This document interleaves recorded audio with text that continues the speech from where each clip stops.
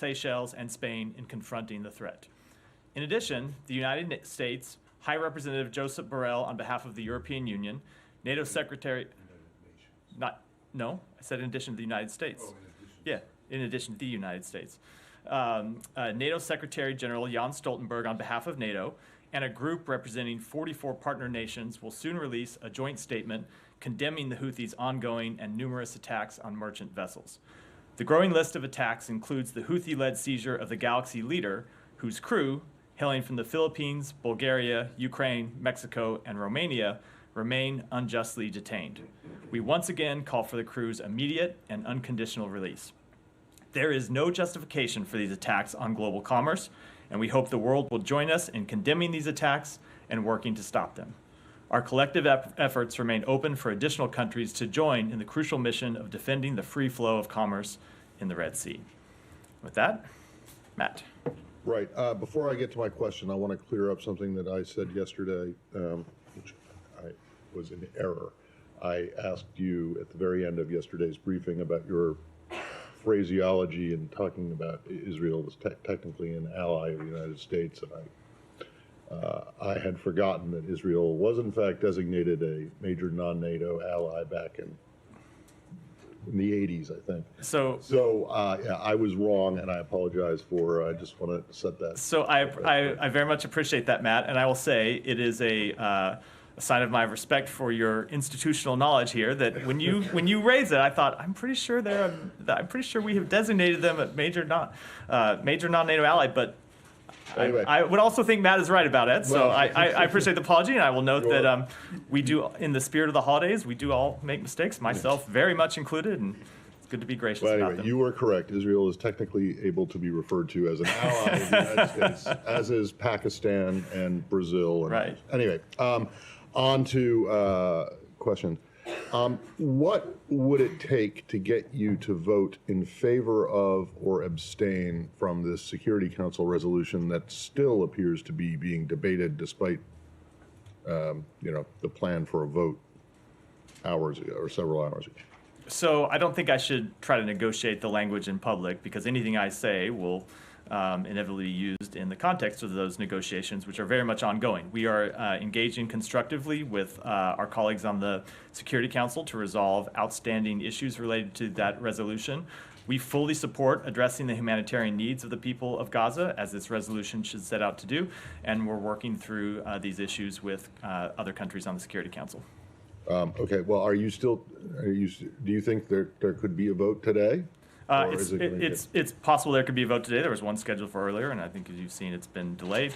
But we're continuing to work through this, and I don't have an announcement to make from here. Okay, thanks. Yeah. Just generally speaking, do you want a resolution? I mean, obviously it depends on the content, but is the goal actually to have a resolution? It very much does depend on the content, but we've supported a UN Security Council resolution on this conflict in the past. We would welcome a resolution that fully supports addressing the humanitarian needs of the people in Gaza. But as I said, and as you referred to in your question, the details of it very much do matter. Well. Has Israel asked the U.S. to veto this? We have been in discussions with them about it, as we were in discussions with other countries in the region, but I don't want to get into the content of those discussions. Ultimately, we'll make our own determination about what the best course of action is, and it will depend very much on what the final text of the resolution states. What exactly is your objection in the text as it is currently? Again, I don't think I should get into publicly something that is under discussion with other countries on the Security Council.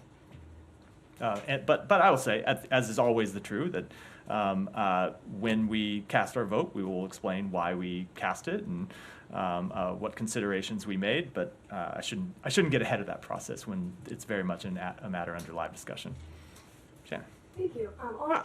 On Operation Prosperity Guardian, There's really no, other than Bahrain, no representation from the Middle East there. I know you said that it's still open to other countries to join, but are there in particular efforts to court other countries from the region? And without that, could it really still prove to be an effective message, effective means of putting pressure on the Houthis? So let me start by saying that with respect to details around Prosperity Garden, I want to refer to my colleagues at the Defense Department who are leading this coalition and can speak in detail about participation of other countries and how actually this will work and how they will use it to deter attacks on international shipping. But I will say that, of course, we would welcome other countries' participation, whether it's countries from in the region or countries from outside the region. One of the things that we have made clear from the beginning is that attacks on ships in the Red Sea are not just an attack on those ships, are not just an attack on those crews, are not just an attack on the country from which those ships hail. They are an attack on international commerce. So it's something that affects not just the countries in the region and not just the parties who are affected directly by the attacks, but it affects the entire global economy. So it is in the interest of everyone in the region and everyone in the world to deter these attacks and to respond to them. And so, yes, we would very much welcome participation from other countries in the coalition. Can I just follow up on that? Yeah, go ahead. Saudi and the UAE are not listed as participating. Can you give any insight as to why they're not?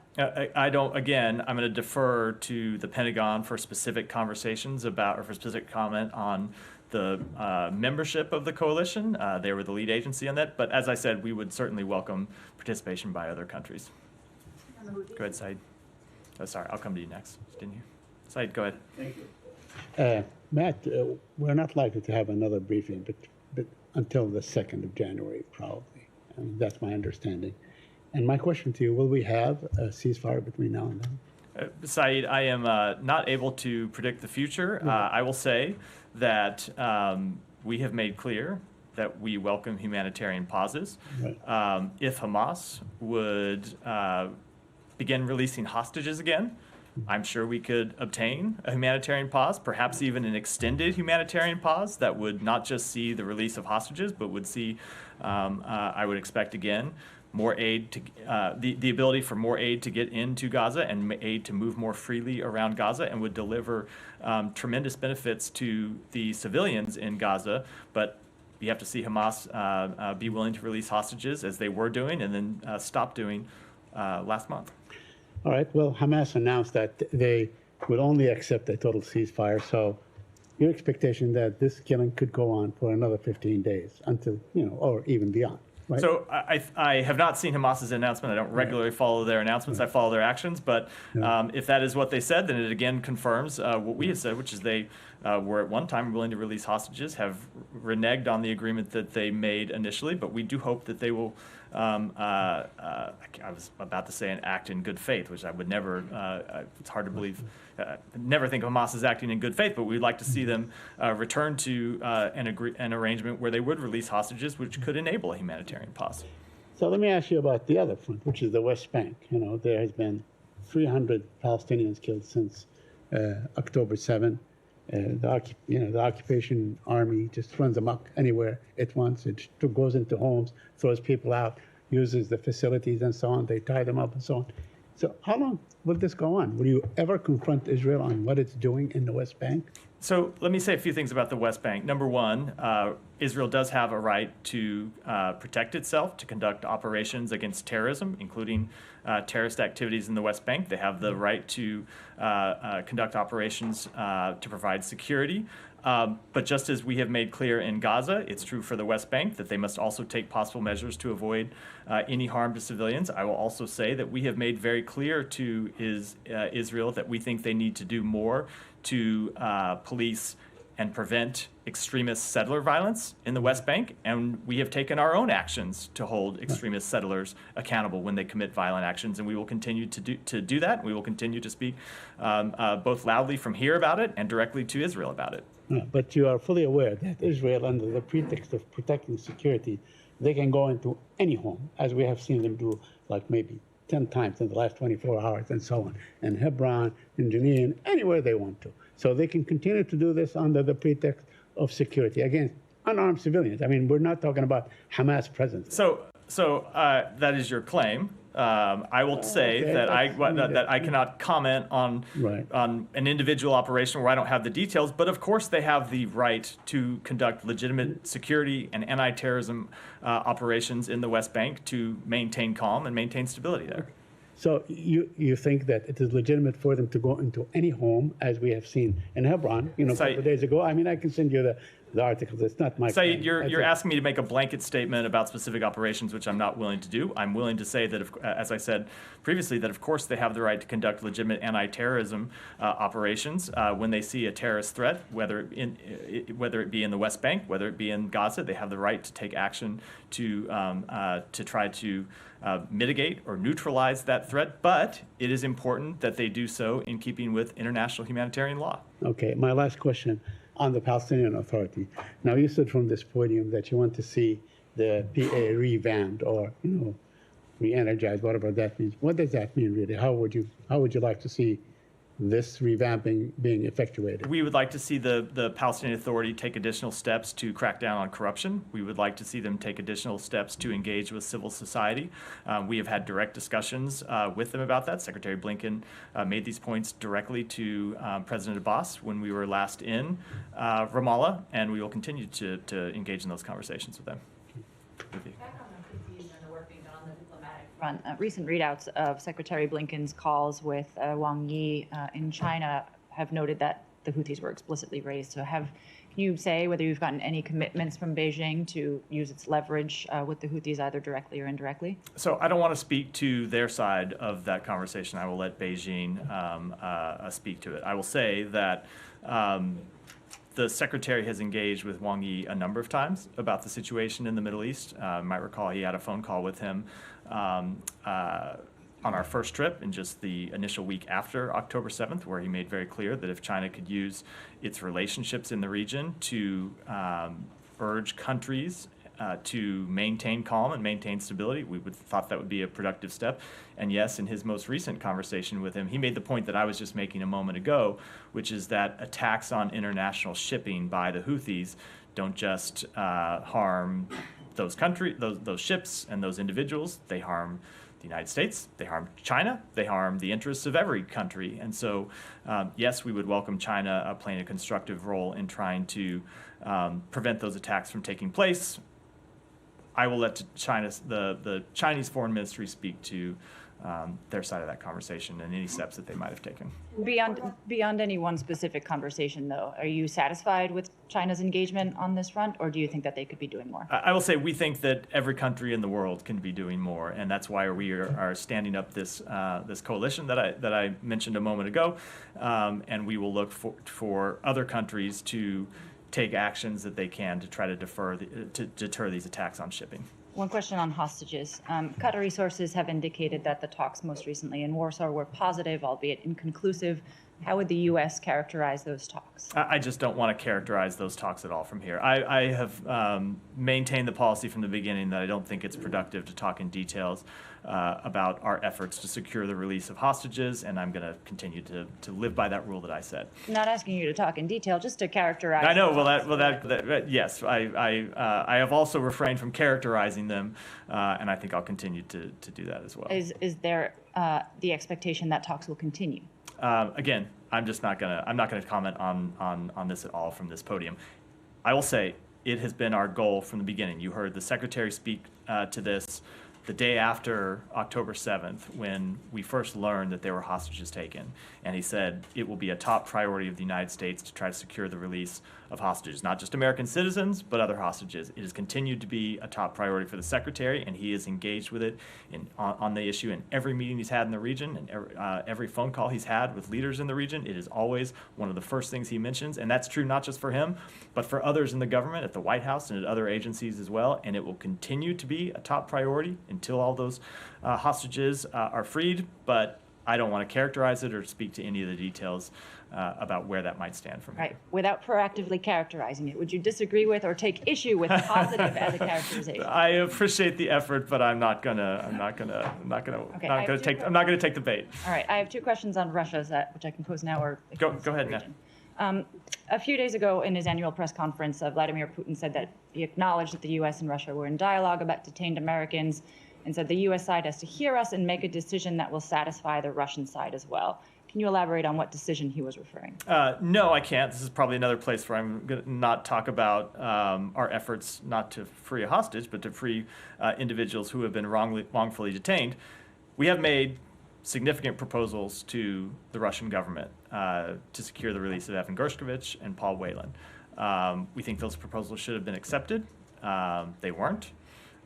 We made one as recently as a few weeks ago, and we will continue to look for ways to engage with the Russian government to bring them home. I don't want to characterize those efforts other than to say it is a top priority to bring both of them home. You've heard the Secretary speak to this. You've heard the President speak to it. But I don't want to engage. I don't want to engage any further from here on what that might look like. From that comment, though, it sounds as though with the rejection of the U.S. offer, some sort of counteroffer may have been made. Have the Russians put something on the table that the U.S. is considering? I just don't think I should speak to that from here, which you should not read. You shouldn't read into my comments that they either have or they haven't. But we have ways of communicating with them about this issue. We will do it when it's when we think we can take productive steps to try to bring them home. We hope that they will engage in good faith as well. Last question. Have you had any update on the conditions or whereabouts of Alexei Navalny? We have not. We have not. Are you pushing for answers? We have raised this. We have made clear that we want to see him released. We want to see information about his status made public, but we do not yet have any information. Go ahead. Go ahead, Alice. Thank you, Matt. President Zelensky just said that he is confident that the U.S. will not let Ukraine down in terms of support. Is he wrong? So again, I can only speak for the administration. I think, as you know, there are three branches of government in the United States, and speaking on behalf of the executive branch, we absolutely stand with Ukraine. We are absolutely ready to support additional funding for Ukraine. We have one drawdown package remaining that we can provide to Ukraine this year, and then we will have exhausted our ability to provide additional security assistance. So I think that question is one for the United States Congress. We have made clear that we want to see Ukraine funding that we have proposed in the President's supplemental request passed. We want to see it passed before the end of this year. That remains our goal and our priority. But Congress is going to have to decide whether they are going to stand with Ukraine and supply the funding that they need to push back on Russia's invasion as we enter what we expect to be a very difficult winter, or if they're not going to. We continue to believe that an up or down vote for Ukraine funding in Congress would pass, and would pass overwhelmingly, and we'll continue to working with Congress to try to see that through. If the funding dries down, is the administration considering anything outside of the box? There is no magic pot of funding that we have available to draw on if Congress doesn't pass this bill. That's not how government funding works. There are funding streams that we can draw on. We have used those funding streams. We have nearly exhausted them, and over the next few weeks, we'll fully exhaust them, and that's why we need Congress to act. Can you give us a sense of where the things stand in terms of the talks going on in Europe with regard to enforcing a Russian oil price cap? Where are we right now at this, and any names you want to name, any countries that Russia has been using to evade the sanctions? No, we continue to engage with our partners about this very issue, but I don't have any updates on it. What's your aim at right now? Conversations going on in Europe right now. The aim continues to be what it has from the beginning, which is to deny Russia the revenue that it uses to fund its war effort. Thank you. And finally, anything on transferring frozen Russian assets to Ukraine? This came up during President Zelensky's trip to Washington, and there are congressional efforts to speed up there. Is there any effort going on your end? I just don't have any comment on that. It is something that we have looked at, but I don't have any update. But what is the administration's position on that? Like I said, it's something that we have looked at. There remain sort of operational questions about that and legal questions about it, and I don't have a further update.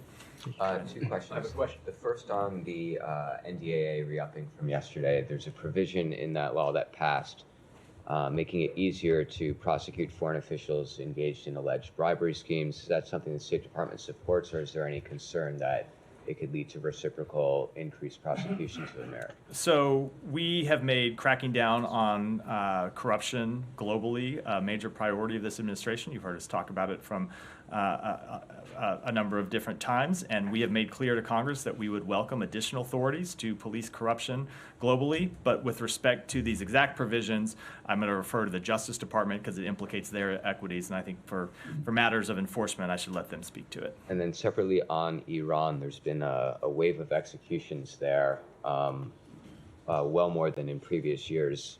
What do you think this says about the regime now? Are they more emboldened to carry out these executions, or? So I would say that we have seen Iran take a number of steps to crack down on its public. We have raised questions about Iran's judicial system a number of times. I don't know that I would characterize anything as different. The Iranian regime has taken a number of steps with respect to its population, not just over the past few months, but over the past few years. And that's why we continue to both call those out publicly and to take actions to hold them accountable. Jenny. Thank you, Matt. Two questions. North Korean Kim Jong-un threatened to attack the United States with nuclear weapons if Washington makes the wrong decision. How will you react to this? So we have tried to make it a policy of never not reacting to every provocative statement that he makes. We remain committed to a diplomatic approach to the DPRK and call on the DPRK to engage in dialogue. We harbor no hostile intent to the DPRK, as we have made clear since the outset of this administration, and our commitments to the defense of the Republic of Korea and Japan remain ironclad. Secondly, the Russian Prime Minister and the Chinese President Xi Jinping and the other foreign ministers meet in Beijing today. As you know, that the foreign ministers of China and North Korea met in Beijing yesterday. And my question is, what impact do you think the solidarity between Russia, China, and North Korea will have on the Korean Peninsula? So I would say, as I said yesterday, that I'm not going to speak with respect to Russia because we have seen Russia not play a productive role when it comes to the North Korean peninsula. We've seen arms sales going back and forth between the DPRK and Russia in recent months. I will say with respect to China, we have made clear that we do think China could play a constructive role in encouraging DPRK to pursue a diplomatic approach, and we would welcome them taking steps to further that. Thank you. Go ahead. I have a question on Serbia, Matt. On the recent snap parliamentary and local elections, the international observers led by the OSCE have issued a report spelling out a number of irregularities.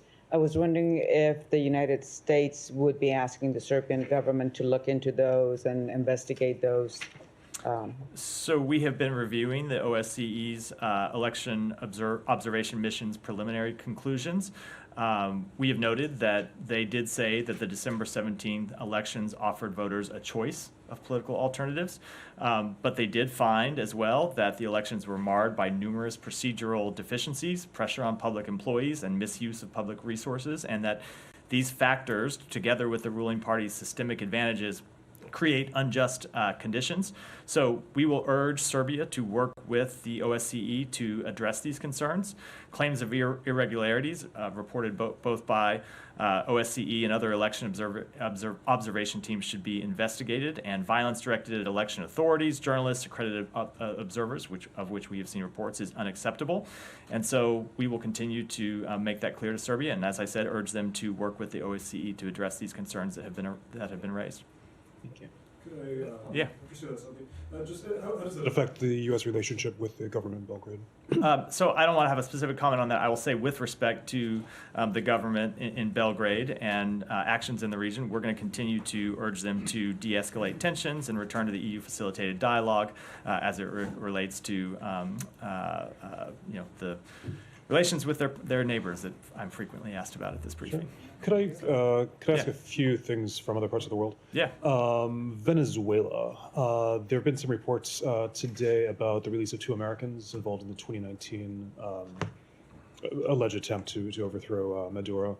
Is there anything that you can say about that? Is there anything? I don't have any comment on the specific reports. As you know, we have made clear that we have expected to see Venezuela to release wrongfully detained Americans. We have made clear that we expect Venezuela to release political prisoners.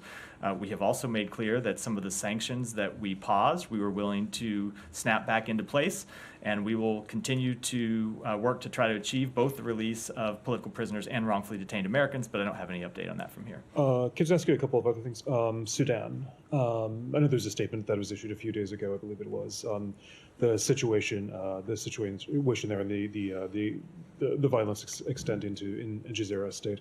Is there anything you can say about what the situation is like now and whether there's any U.S. diplomacy, particularly with the RSF, to try to halt the advance? So I will say that we are deeply concerned by the RSF's advance in Jazeera state and against Wad Madani, which had become a safe haven for displaced civilians and an important hub for international humanitarian efforts.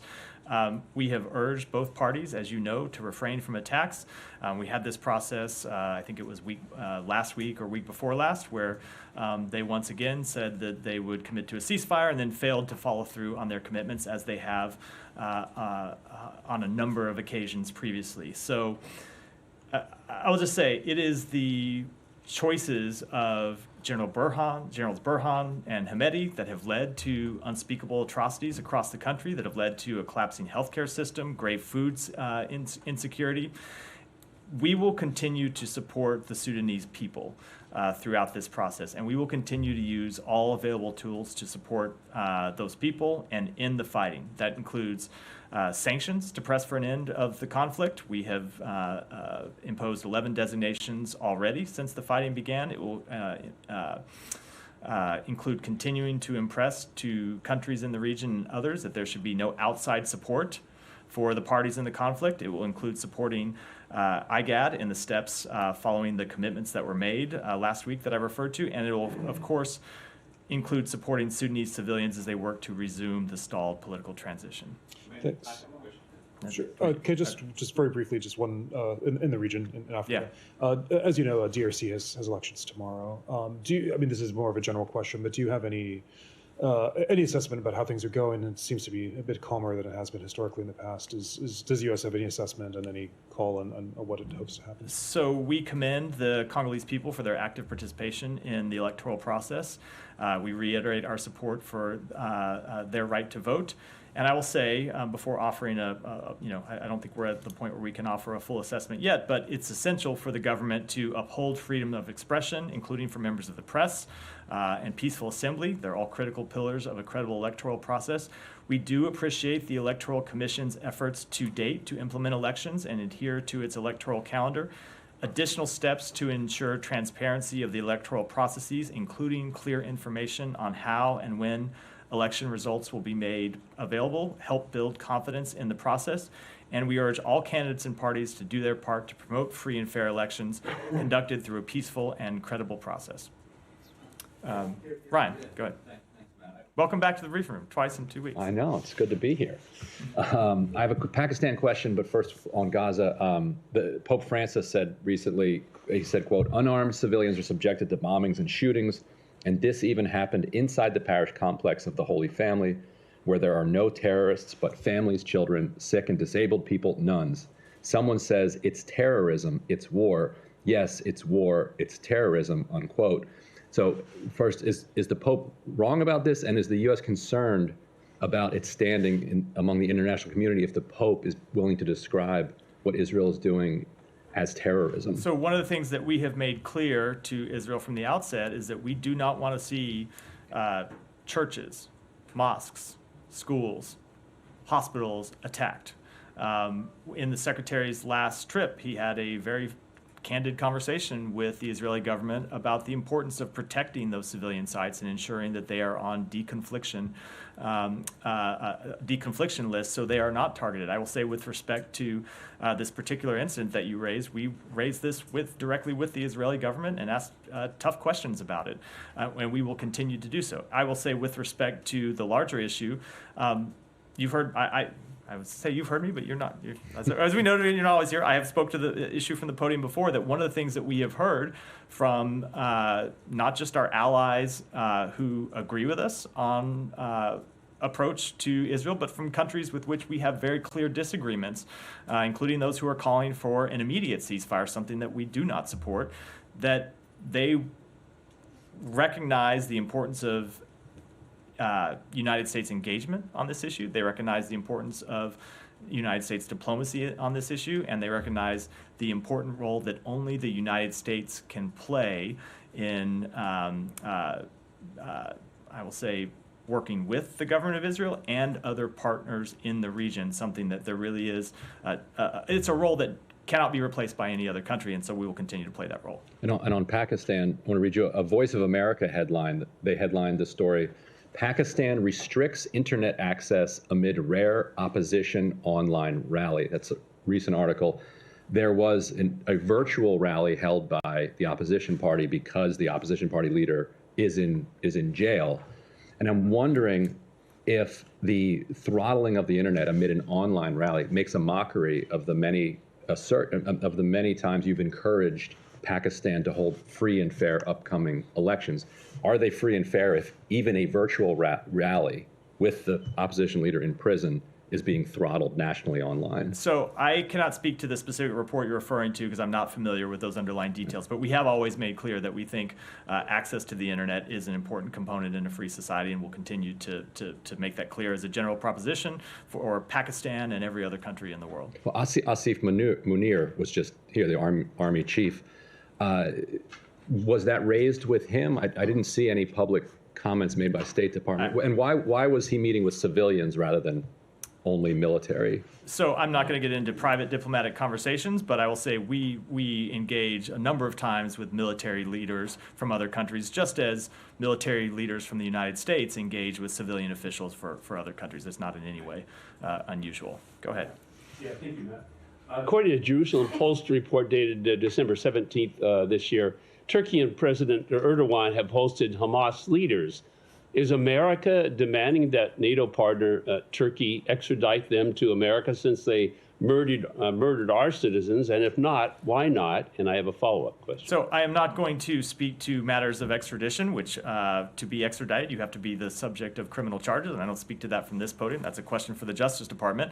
But I will say we have made clear to countries all around the world that we do not believe there can be business as usual with Hamas moving forward. Okay, and the Palestinian Authority continues to depict all of Israel as Palestine, as do so many Palestinians, as we see on social media in chants of from the river to the sea, clearly in deeds rather than words, and they reject Israel's existence. After October 7th and the continuing rocket attacks, not only from Hamas, how could Israel and Israelis trust and depend upon Palestinians to be peaceful neighbors for at least a generation? So I will say that one of the things that we believe is that the vast majority of the Israeli public want to live in peace with their Palestinian neighbors, and the vast majority of Palestinians want to live in peace with their Israeli neighbors. Now, this is not an easy problem to solve, or it would have been solved decades ago, and a number of administrations have tried and come up short. And a number of different countries, not just the United States, have tried and come up short. But it continues to be our belief that the only way to achieve durable, lasting peace for both the Palestinians and Israelis is the establishment of an independent Palestinian state that satisfies the legitimate political aspirations of the Palestinian people. Go ahead. Thank you so much. If I may, I will ask two questions. One on Bangladesh. On December 19 today, 4 people, including a woman and 3-year-old child, were killed after arsonists set on fire 3 coaches on the Dhaka-bound express train. Is the Biden administration concerned about the victims falling prey to such arson attacks? So I'm just not familiar with that specific incident and don't have a comment on it.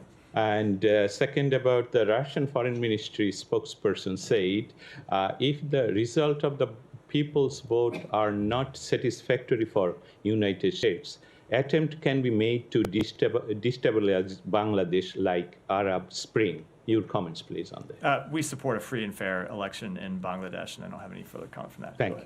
Thanks, Matthew. A couple questions. One, Egypt is losing a lot of money with so many vessels opting not to use the Suez Canal.